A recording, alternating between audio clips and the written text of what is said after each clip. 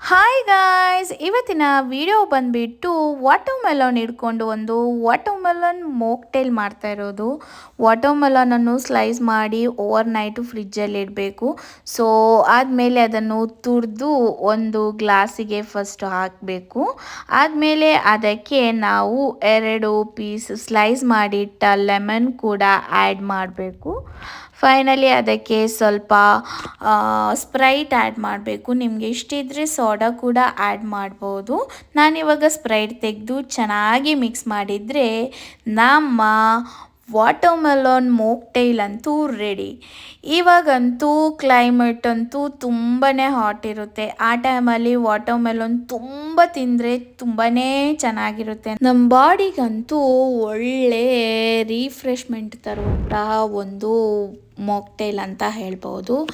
Other then ನಾವು daily ಫ್ರೂಟ್ಸಲ್ಲಿ watermelon ತಿನ್ನೋದಂದರೆ ತುಂಬಾ ಹೆಲ್ದಿಯಾಗಿರುತ್ತೆ. ಇದಂತೂ ಈಸಿಯೆಸ್ಟ್ ಮಾಕ್ಟೇಲ್ ಅಂತ ಹೇಳ್ಬೋದು. ನೀವು ಟ್ರೈ ಮಾಡಿ ನಿಮ್ಮ ಮನೇಲಿ. ಹೇಳ್ತಾ ಬಾಯ್.